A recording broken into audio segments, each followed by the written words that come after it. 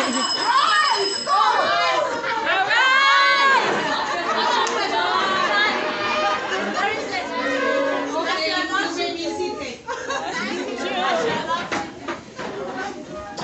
good morning everyone. Good morning. Good morning ladies.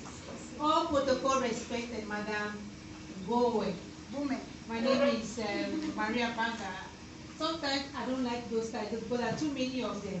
Wow. So I've even reduced my name to MAG, which is Mad. So I don't mind if anybody calls me Mad.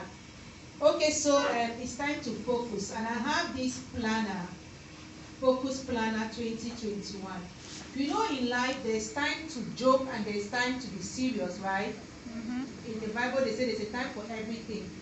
And when something serious happens to you, even if you did not plan or you did not expect, you have to take it seriously, right? Yes. Okay, for many of us here, I included, I was sexually molested when I was 11. That is the first time I had other incidents. We did not know what we could do. And the people we were looking up to, some of us told them and they didn't do nothing, or some of us didn't tell them because we were afraid, right? So what is happening today, why I came is first of all to congratulate you people for coming. I'm not only a lawyer, I'm a psychotherapist, so I work with a lot of people. And to come like this is not always easy, right? Okay, and then to encourage you people to know that even if nothing happened to you when, like, you didn't get justice at your own time, it is now your responsibility, you know, to help other people get that justice by getting this knowledge and then passing it on in your communities and stuff like that. Okay, so I will just go into that and then we can continue later, and I'm here for the rest of today. So thank you so much, Madam CEO, for inviting me. She's my well-coached sister, and that's why I first connected with her. And we talked, and Girls for Girls in Yaoundé, who was there? You were there, right? Yeah. So I saw it and I said, no, I'm going to just go there to go and see her, because I've never seen her. So this is the second time I'm seeing her. And one other thing I want to tell us here is that sometimes we need to share this sisterhood much more than what people say a woman's enemy is a woman. I don't have women enemies. I don't. I support my sisters, and when I don't feel it, I just let it go with peace. But I don't do anything with my sisters. Okay. Yeah. Thank you so much, Iya. I was communicating with you and everything. Thank you, Rewokam staff. You make me jealous, you know. I don't have this kind of staff. So, because I also have an organization, right? But it's still a baby one, so I'm growing. So I'm also learning. Okay, she's so doing amazing things. Let me talk about her organization. The name of her organization is Hope for the Abused and Battered. Woo! Okay, so like a good lawyer or legal person, I walk around with my penal code all the time, so that if the presentation was not going to come around for whatever reason, I will still have it. So that is me there, and yeah, I've been going all over the place talking. I talk, because I came to realize that there's so much power in using your voice. This same talking that they used to beat me for talking, this is how I earn my living today, talking. You know, so I don't joke with talking. Anywhere I'm invited, if I can go, I go and talk. So that was on some TV program in Boya, and it was about rape, right? The increase in child rape cases in our society. Why? One of the reasons I discovered was that people don't talk. And when you don't talk, for example, in a family, when it's a family person who has done it, we don't talk because we don't want to break the family. What we are doing is giving this person the power to continue. He will just go round, or maybe even you, that one particular person, you will now become his sex slave or something like that. In the end, that family will still be broken, because you'll be feeling bad about that family, and then the family will still feel bad about him, and somehow people will know. But when we talk, and then now it's not just talking like just talking, right? When you talk in the right places or to the right people, one of the places where we cannot avoid talking or we should not, to the law, because that's the place where we can get justice. Even if the justice you will get is not going to clean you up, but it is going to make you feel like at least that man was punished for what he did to me. And I said it at the end, but I will just say it now in the beginning. There was a 3-year-old child that was raped in Bedwa, maybe in 2019, and I followed up that case, and that man got a life imprisonment. Wow. So whatever the law says, there are aggravating circumstances. You can follow up until you get something. Sometimes it's that patience and that knowledge that we don't have. You can understand? Yeah. Okay, so let's go on. So I don't want to spend 1 hour here talking, so I just broke down my presentation like that.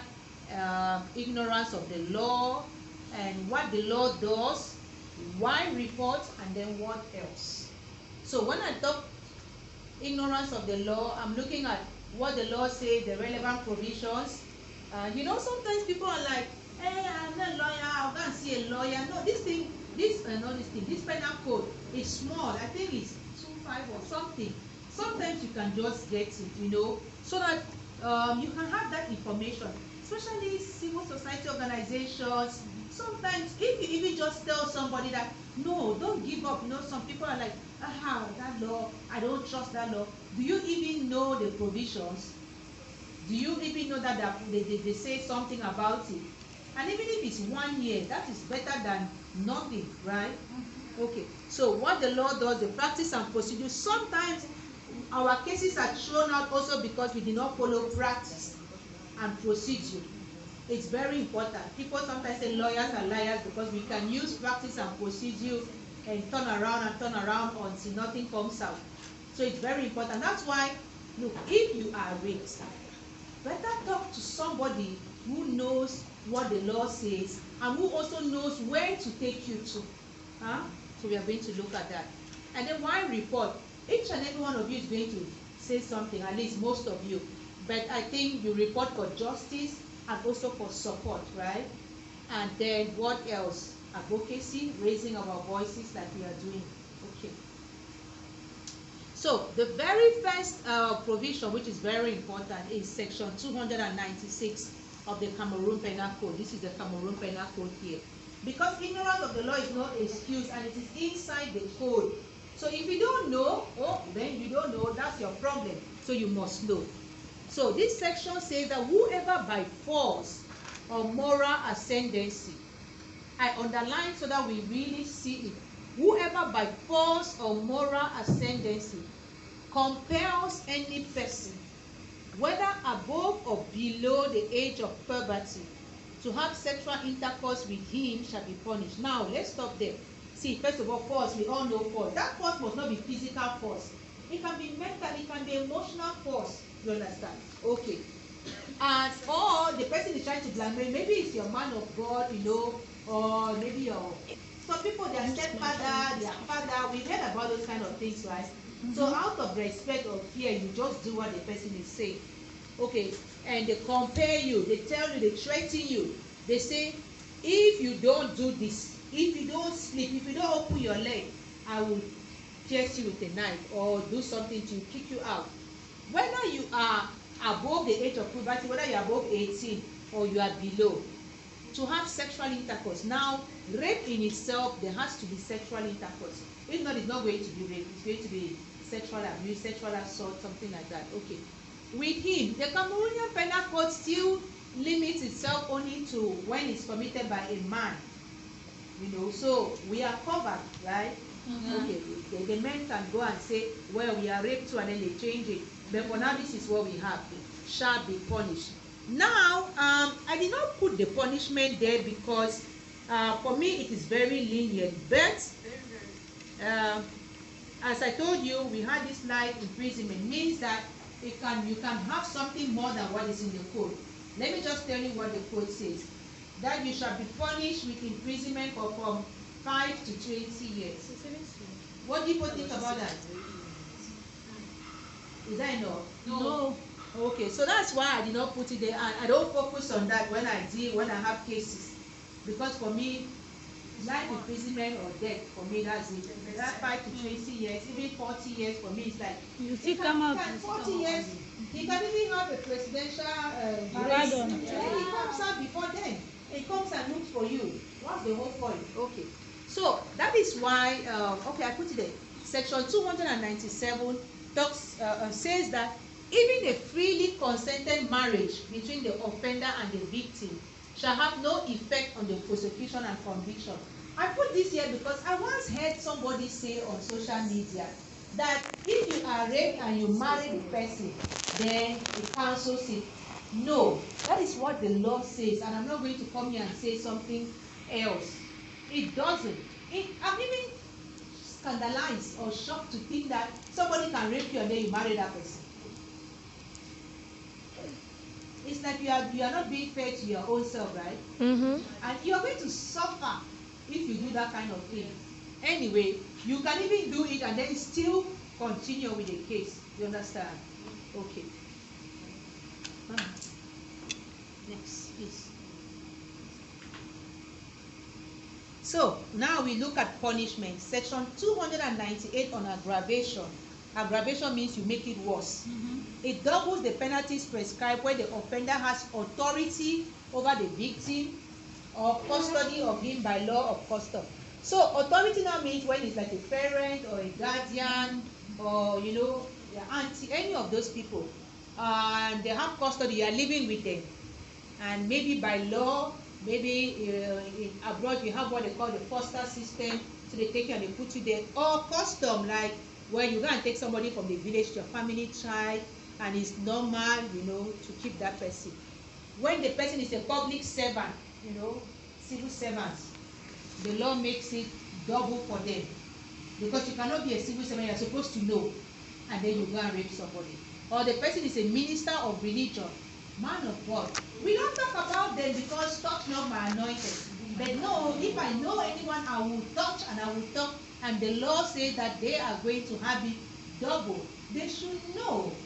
They should know there's nothing like the devil came over me. You should have even felt that devil coming and then taking precaution, pray and say, get behind me, Satan, instead of going to rape somebody's child. Or when you are helped by one or several others. There are people who have been gang raped. I have worked with people who have been gang raped. So if we get these people, then their punishment is going to be double. Yes. So another provision to note is section 295 on private indecency.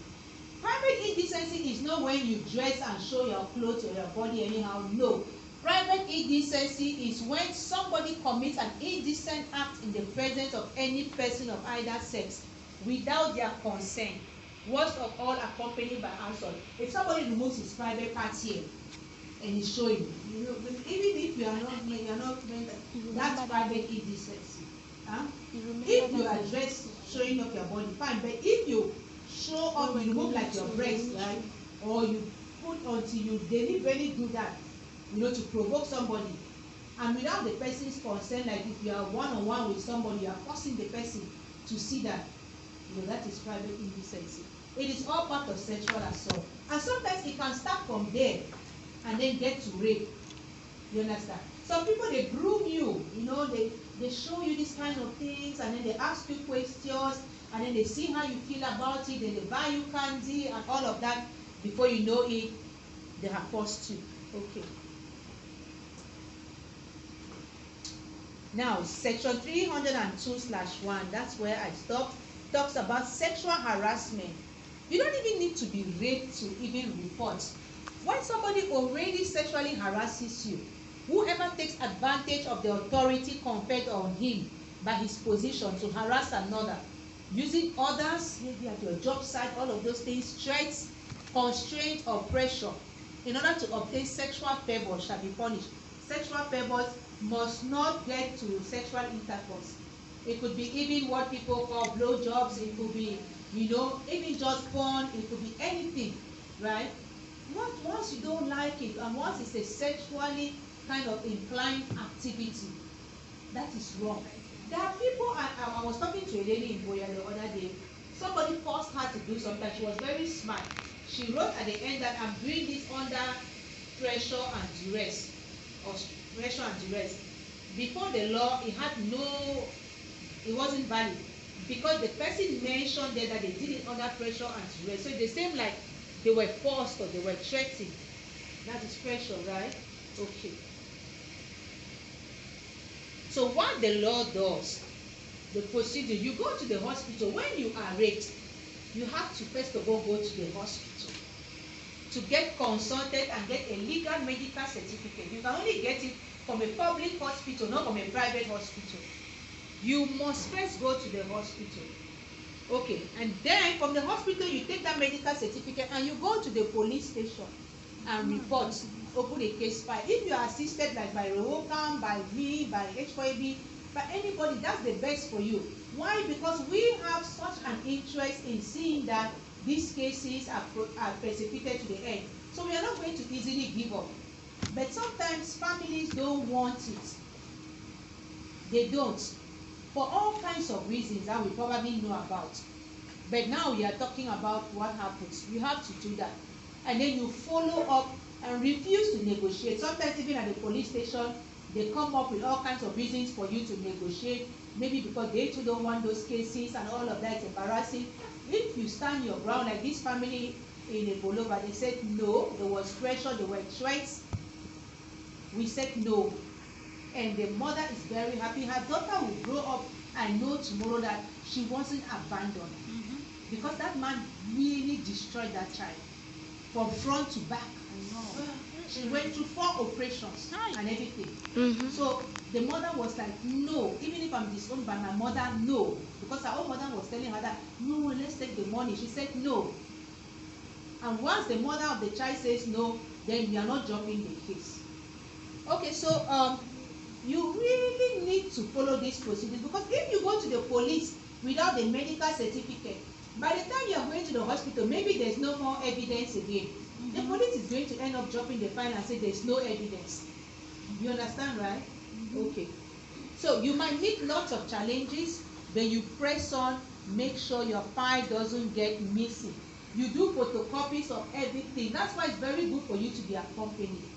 I mean, if you cannot do this for yourself at this stage, then you can do it for other people, right?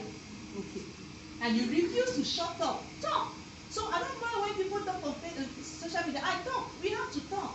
Oh, yes. People will comment, leave all kind of nasty comments. Talk. Because you can look for that little child better. I did several screenshots of Facebook posts. I made photocopies of all the comments. You know, people were so mad. So I put it there. So we put pressure on the state council that they couldn't leave that file.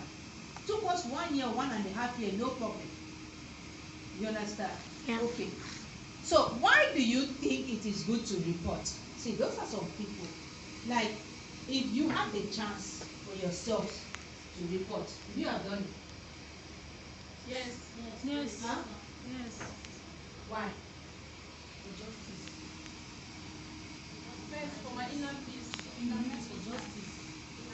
Very happy. Yes. Even if you were a child, would you have loved that something should be done?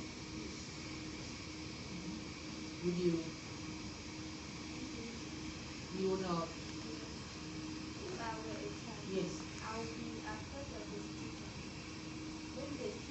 Maybe I would love to report, but the stigma alone, maybe the way people look at it, they think that child, so that would make me to be afraid. Not that I don't want to, but I'm afraid because I want to have some peace for the mental in privacy. Yes, any other person? How many of us reported here?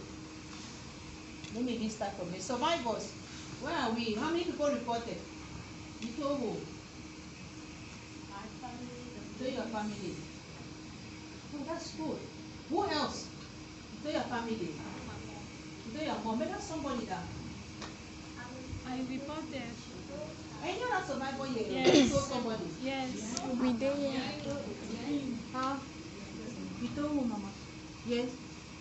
I told my mom, and at a point in time, I went to the police. But when they came, my stepfather was not at home, so they left. You went to the police. Yes. And then what happened? The police, they came to our house. My stepfather was not, so they left. They didn't come back again. It just ended like that. They didn't come back again. The case ended like that. Yes. Oh, I'm so sorry. I didn't tell anyone. Me too. It took me 24 years. It took me 11. They would have instead bouncing back on her because she had a wild mother that she thought she like. Because even she tried like once or twice to like, what if mommy I can be raped? And it's like, hey, if you are raped, you are the cause, you caused it, and I'll kill you this out. Okay, so I mean, I didn't tell anybody. So I think that what you would do is, now that you know, you tell people. They mustn't tell. Like, if you are afraid to tell your mother or somebody, then talk to some other person. You don't know. And then, I mean, one family, somebody, a friend talked to me, and then I convinced the mom and I said, no, you have to take this thing to the police. You can't let it go because this thing will affect your child long term, and she will remember that you didn't do anything. But, well, we cannot force people, you see. So all we can do is at least give them the right advice, right? And then if they take the steps, they will accompany them. If they don't, what can we do? Apart from raise awareness on social media. But at least now that we know that there's something we can do. Who's going to say something? Maybe at the end of it all, because it's kind of like a question, or let me just put it forward at once. The journalist just shared her experience with me that she reported a rape case on radio and she was almost killed. Oh. How do we protect people of the media, you know, to get protection in reporting cases of rape? I wanted to organize a seminar like that, and we didn't go through it, but it's very important because sometimes we want to count on them, but the truth is that, yeah, their own security too can be at stake. I went to that Eboloba and I went to the State Council South, the Procureur General South, and I told him that the father of that boy had told that girl's family that they know that that lawyer does not live here, and that when that lawyer comes, wherever she is, they'll fish her out. And I told him that I'm not going to be scared, but I don't want this kind of thing to happen to me. And he told me, well, no, and then when each time I come and let him know that I'm in town. So it's really something we have to work on. But anyway, so we see that it is good to report. It is good even just to feel good. Like she shared that when she told her story on social media, she felt so good. I mean, me myself, I feel so free now, and I share everything because I don't want to keep anything inside me. I don't want to ever have anything weigh on my conscience, whatever, nothing. I don't. You know, so sometimes in life, you have to take that kind of decision. You have to be very serious about it. And when you free yourself, you also free other people behind you. You don't know them. You don't know who you are inspiring. You don't know. I now know many people. But when I started, I was just happy writing my things and freeing myself, you know, sharing, not keeping things in my head. Because my mental health is also very important. When you keep these kind of things inside you, you're even scared. You know, you cannot even sleep at night.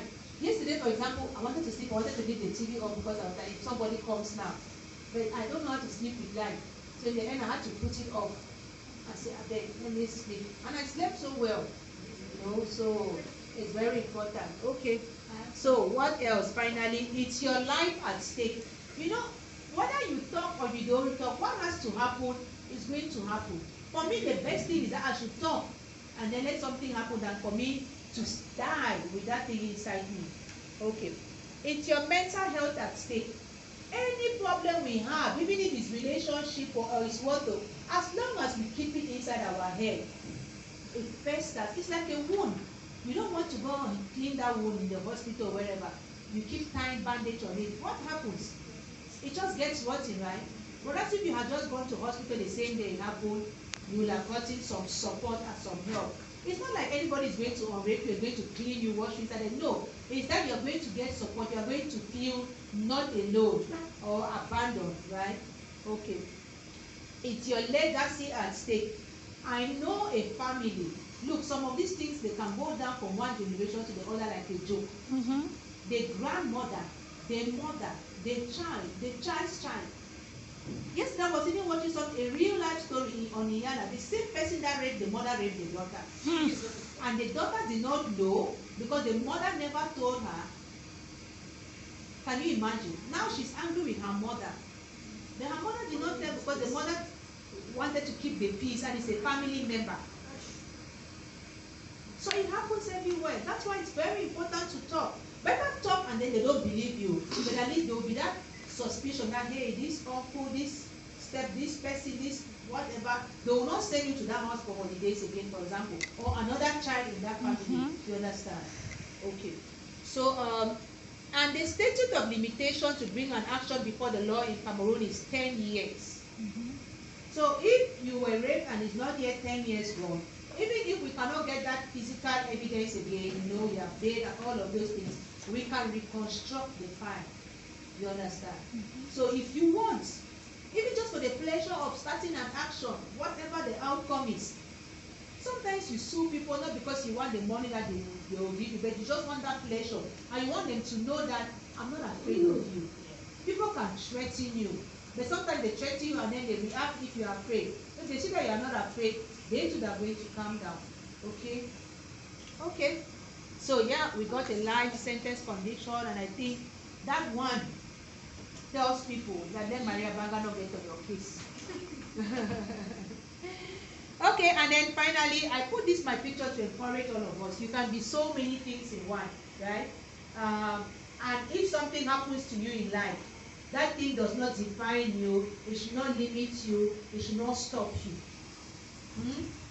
So yeah, that's the lawyer, that's the organization woman, that's the psychotherapist, and that's the motivational something.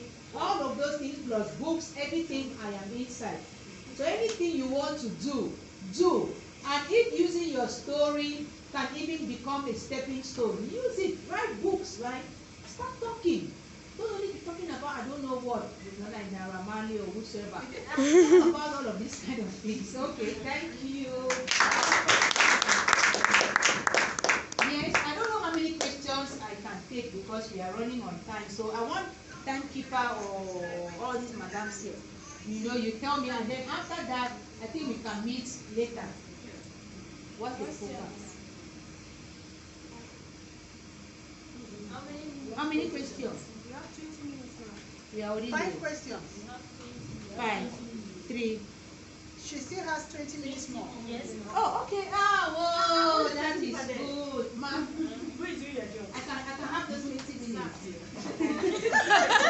Yes. No, I'm thinking about it because I know that you are always busy now. Okay, fine. I'm thirsty. Yes. Thank you, ma'am. I just been sitting and putting my hand up because I want to really ask this particular questions. My very first question would be, with regards to detention and sexual violence in Cameroon, because what the law states is actually different from what happens in an actual court process. So what does it take to prove non-intention in a particular rape case? Is it the physical violence or the physical wound, the scars on the person's body, or does every other thing count? Because Chief Justice Kongo of the Appeal Court of Boya was telling us about a particular case where a woman was raped here in Kumba, and before people could come to her rescue, she had asked them to stop because apparently during the rape she had found pleasure. So does the law consider that kind of instance as rape? Because yes, it was rape, but does the law consider it as rape? And my second question would be, yes, ma'am, we know that the law is for us human, but how human is the law? I mean, does the law actually share in the burdens or in the pains of survivors or persons that have been abused? Because I've been through numerous court processes on survivors of rape or sexual violence, and then during the process you feel like you are being marginalized rather than gaining the justice that you deserve or the justice that you deserve. You have slangs from the judges and from other advocates in court about the size of your butt and how a woman of your stature and class and age cannot be raped. So what does the law, what actions can the law take with regards to these circumstances, since they are being perpetrated by the same persons we expect to find justice for us? Thank you so much, Virginia. I'll start with the second question. The law is what it is. The application is not the law that applies itself, right? That penal code cannot apply itself, can it? No. It's just a law. The people who passed that law are not the same people you meet in the courts, am I right? Yeah, There are two different institutions. You have judiciary and you have legislation, right? Yeah. So the people who apply at judiciary, made up of you and maybe legislation is the same thing. Now, you have to have people on your side, and you have to have strong skin. And I said that you are going to have challenges. There are always challenges in life now. It is for you. If you want to fight, fight. Or when you cannot fight again, well, then you let it go, and then you realize, well, I fought until I couldn't fight anymore. But if you give up at the first resistance or at the first challenge or the first, well, you cannot say it's the law. It's not the law. We have it wrong. Look, this law is very different from law makers or law enforcers or law. All those terms are different. All these things are different. That's the first thing. So you have to know your rights, and you have to, of course, remind them. When they make those plans and things, sometimes you can give it back to them, sometimes you can just stay you quiet. All you want is for your case to go on. Now, the first question you asked me, if you got pleasure, the woman herself said stop to the people who wanted to help her, right? What are you going to do? You have to file a complaint. Nobody is going to file a complaint for you. I cannot file a complaint for you without your consent. A civil society organization can go and report a case. But if the person doesn't want to, unfortunately in Cameroon it's not mandatory. It's not like theft that if they catch a thief, that's automatic prosecution. No, rape is not automatic. You have to. And until the law is changed, there's nothing we can do. So it is not because I found pleasure in the act that is not rape. It is rape, but it is because I stopped prosecution even before it started. You get the difference. Sometimes we involve our emotions, especially on social, all of those places, we're like, sometimes I say, okay, well, we'll meet in court. Lawyers do that because they know that after all of that, we are going to find a way to either push through or to spoil it or to break it or to stop it. You understand? So it's very important sometimes just keep calm and say, this is what I want, and I'm going to get somebody who can pursue this thing for me. At some point, I even stopped talking about that child's case in the Bolova because I needed to focus. You understand? So sometimes you need to just focus on what you want out of that case and leave all of that, the sentiment, the emotions. There will be a time for you to cry. Even then, you can even cry, but don't give up. I think that's something that was between them. You are allowed to cry, but do not give up. Okay. Yes. Please, I want to talk on religion and justice, the religion and the law, because I really want to talk on that part because my husband is a pastor, and yes, and they really he's so much focused on, like for example, say the Lord says, "Come unto me, all ye that is heavy burden, and I shall give you peace and rest." But you're coming unto the Lord and you're crying, but you don't have peace, you don't have rest, and at the same time you feel like persecuting this person, but at the same time you feel like if you do this act, it will be as if you're not a Christian. It will be as if the Bible says, "Love one another, forgive 777 times, 7 times."